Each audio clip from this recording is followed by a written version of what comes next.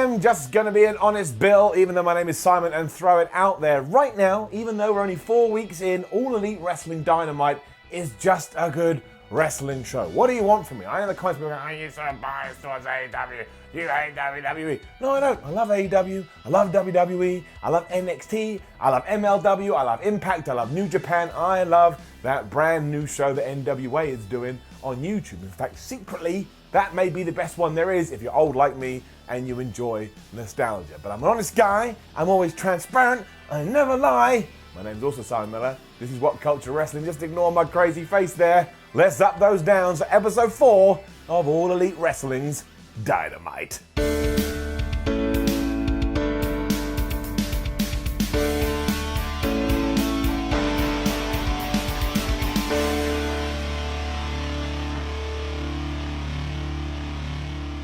And here we are again. Yet another episode of AEW's weekly show began with the tag team tournament, and we had just a crazy match that made your eyes bleed because you couldn't keep up with the action. And yeah, did anybody in this really sell anything? No. Was there a bunch of moves that maybe could have had more impact if people had thought about it? Sure. But was it just really fun? And was it just really entertaining? You bet your ass. Give it up. It was the first semi-final for said tournament, and before we even got to the 5-minute mark, we were seeing like springboard topes and 450 splashes. It was indeed the Lucha Brothers taking on Private Party. And once again, I understand this is not to everybody's taste, but it certainly is to mine because there's so much wrestling on TV right now. If I think, oh, I want some crazy, non-stop, all over the place, oh, what's going on, brain exploding on the floor stuff, I can tune into AEW and see it. Also, they are well aware of who their fan base is, and they are catering for them as if it was a Raw wedding. And they were like, I don't know, McDonald's. I mean, McDonald's wouldn't be at a Raw wedding, but still. And also, I know, yes, they have to grow their audience, but it's still a great way to get people invested. At one point, Pentagon just ran across the top rope and kicked Quinn right in the head, because why wouldn't you do that? And that led to the finish, which was the package pile driver / stomp move that Phoenix and Pentagon have got down. Also, when this was going on and Pentagon went to make the cover, Phoenix just dived at Cassidy to ensure he didn't break it up. That all went to plan, it all worked, and the Lucha Brothers are going to the final. And then had to go and lie down, which happens a lot with AEW, because it just wears you out. But I do think if you were just flicking through channels and seeing what was on your old television set, and you saw food dudes flipping around as if they had no care for their bodies, you may go, you know what, I'm just gonna hang around on this just a tad, and I bet you enjoyed it, and I bet then maybe you'll watch the rest of the show.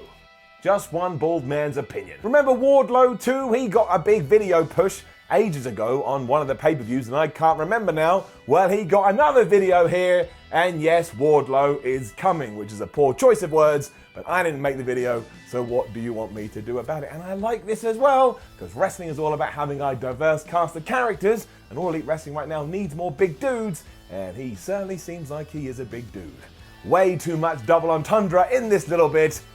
Let's move on. We also learned that Christopher Daniels is going to be out of action for 6 weeks with a pinched nerve because of everything the Lucha Brothers did to him last week. And you just know that is going to tie into the overarching story. Moved straight into our other semi-final for the tag team tournament, which was SCU versus the Dark Order. And even a blind guy could have seen that SCU were going to win here, because that sets up SCU versus the Lucha Brothers in the final, which, as I just said, ties into the narrative. But I'm still proud that I called it.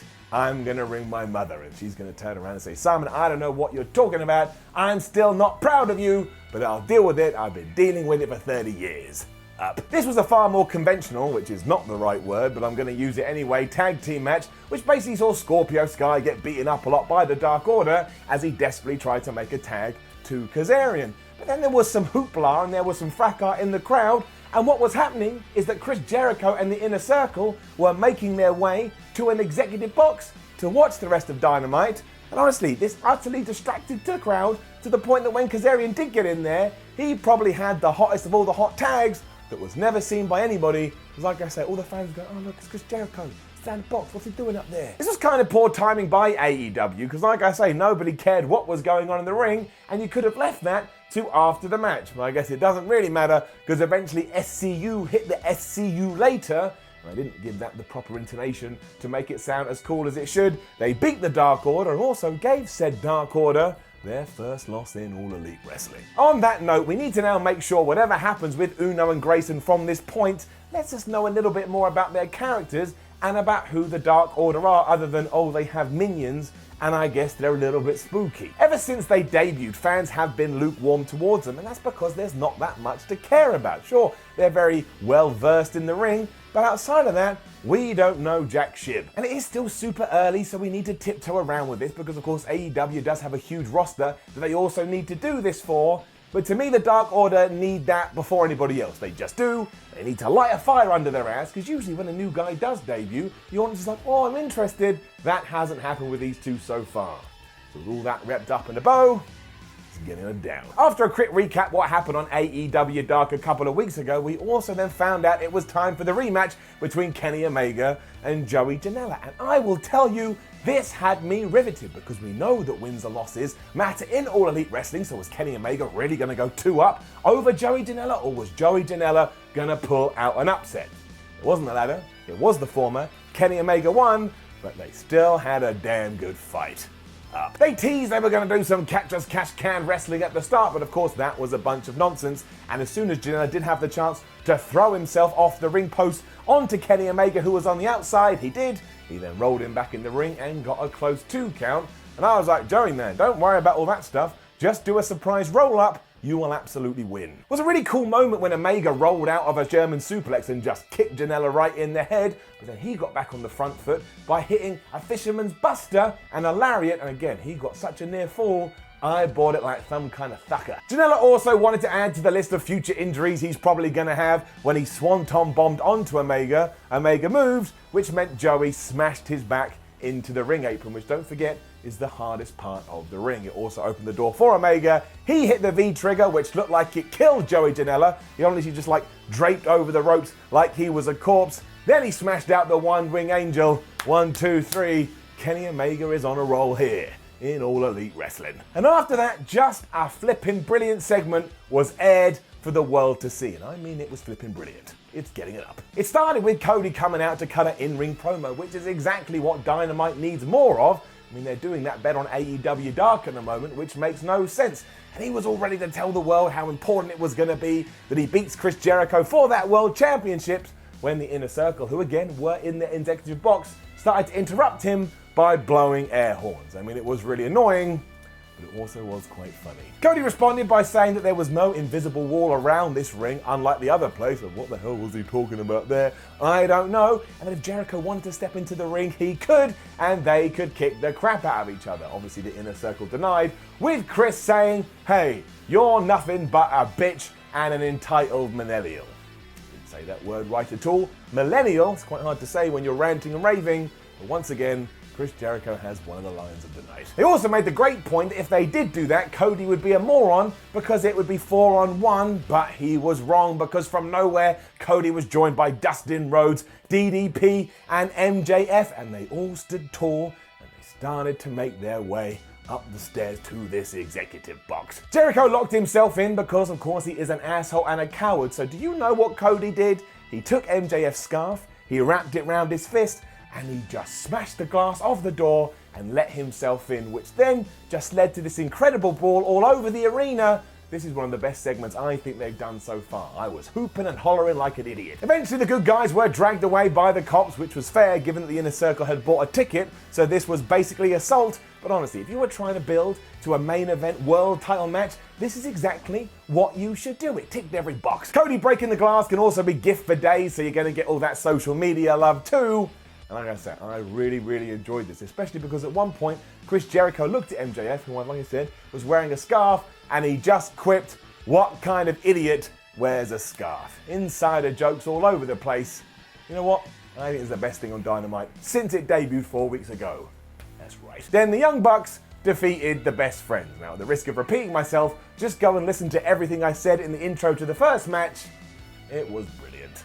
There was a bit more levity, as at the very start Cassidy gave his version of a super kick to Matt and Nick Jackson, and they responded by super kicking him for real. I really like the way the Young Bucks are kind of good guys, but they're also kind of massive douches, because when they were on the front foot here, they mocked the Best Friends by doing that whole hug thing. Like, you know, you want to like them, but they just got a bit of edge as well. Orange would eventually get his revenge by diving onto Matt and Nick at one point, and I know in these crazy tag matches, referee and rules kind of go out the window, but just go and watch how the audience responds and react to this. That's all wrestling is. If you can get a noise from your crowd, you're likely doing something right, and people here were losing their damn minds. It makes it very hard to criticize. The ending, to my word. Nick hit this crazy dive on Cassidy to take him out, which allowed the Bucks to hit the more bang for your buck on Taylor, and Matt got the pin. I mean, this is the kind of thing you'd expect to see on pay-per-view, but I've already made a video about this, and I'd love for you to go and watch it. It's called Why AEW Has a Huge Advantage Over WWE. Like I say, it's on WhatCulture Wrestling right now. Cheap plug. Afterwards, the Bucks accepted the challenge by the best, and of course that is Ortiz and Santana, and that is gonna go down at Full Gear. I am ready for it. Fair play to AEW too. They saw an opportunity to get Britt Baker over in our hometown of Pittsburgh, and she was there saying, hey, it's Pittsburgh, everybody get behind me. And I think after this was all said and done, a lot more people were gonna love her. Give it up. As for the match, it was Britt versus Jamie Hayter, and while they did put on a decent show, I couldn't help but feel a little bit sorry for them because I thought they had a rubbish place in the card. I mean, they were coming off this absolutely ballistic tag match which had worn the fans out, and there was no way they were going to get up for much else. So I know I'm playing geek, nerd, fantasy booker here, but I would have just switched that round, and I feel like it would have helped these two even more. So in that sense, down. Not much to tell you match-wise either. It was more than solid and did a great job of shining a spotlight on both these people. The main caveat I have is that, again, we should have just done a bit of a switcheroo. But we are getting that lockjaw finisher over because Britt Baker once again got someone to tap out in that in seconds. Like, as soon as he applies, everyone goes, I can't take it. It's just a very easy to watch fight. There was also a post-match angle which surprised me. We were going to get an interview with Hayter, which I was like, okay, that's cool. Maybe it's going to give us a little bit of insight into her personality, into her character, before she was blindsided by Bandy Rhodes, and she just whooped her ass. She was then going to explain her actions, but didn't, and she walked away. So I guess that's the start of a new program, but you tell me. The show then shifted to our main event, which was Jon Moxley versus Pac, and everybody had one simple question on their minds: who is gonna win? Well, the answer was no one, but with that said, and we'll talk about it, it's still getting it up. Before the bell had even rung, this was bonkers because Pac came out and attacked Moxley during his entranceway, hit him with a chair, and then choked him with his ring jacket. Like you do. I always enjoy doing that on Saturday nights. After that, it was just all action all of the time as Jon Moxley X-Plex Pac onto the apron, and for my taste, we only need one of those a show, but what the hell do I know? I am an idiot. Then rolled him back in the ring and hit another X-Plex, and got a damn close 2 count. Pac then realised, I haven't been crazy enough during this match, so not only did he hit a Falcon Arrow from the top rope, but he hit a 450 onto the floor. I mean, what did the floor ever do to you, Pac? I mean, obviously Jon Moxley was there too, but how the hell does that not hurt? He also used that as a setup for the Black Arrow, but Moxley smartly rolled out the way, and that's when my eyebrow raised a little bit, and I was like, I have to mention this on Ups and Downs. Because straight after that, Jon Moxley hit Pac with the paradigm shift, and Pac kicked out. Now, we are only 4 weeks into AEW Dynamite, and I don't think we need to be, running the risk of completely making finishers look weak by having people kick out. I think we could protect them, because that's the great position that All Elite Wrestling is. It's brand new, everything's special, it feels fresh. You can make sure that people know if Moxley hits that paradigm shift, it is over, it is done. He could have hit anything here, and you would have got the same impact. And sure, he got a reaction, which makes me a bit of a hypocrite to what I say earlier, but this is when I do start thinking about the brand new fan who may have been, tempted in by AEW, and you've got to establish what is a super huge move and what isn't. So I'm sorry, I have to do this. It's how I felt. As I say, honesty, transparency, that is a down. Here, Jim Cornette clapping me from the outer reaches of the earth. But funnily enough, when we do come to the finish, which I know a lot of people didn't like, I actually fell on the other side, I think because I approached it a little bit differently. Because as soon as all that fracas had happened, the time limit of the match ran out, and we were told that it was a draw. The audience absolutely hated this, and again, I'm being a massive hypocrite. You'll just have to accept it. But that is such a new concept when it comes to Western wrestling. It's up to AEW to tell the fans, to tell the crowd, to tell the audience, look, that is something that can happen in our promotion. You need to keep an eye and an ear on it. Because, if you run out of time, you have both gone and screwed yourselves over. I mean, WWE never does that, so the responsibility is on Cody Rhodes et al., and that's why I liked it. And of course, I wanted to see a winner here. That's why wins and losses matter. But as long as they don't start doing this time and time again, and if they do, don't get me wrong, I'll be all over them like white on rice, but as long as they use it sparingly, I think it's a nice way to differentiate that company from others. And look, how many times they've done it so far? Once, as far as I can remember, which was Cody versus Darby Allin, and that was ages ago. So you do have to introduce it if it is going to be part of the narrative, and that's what we did here, hence why I am okay with it. But let's focus on what matters. This match was awesome, I tell ya.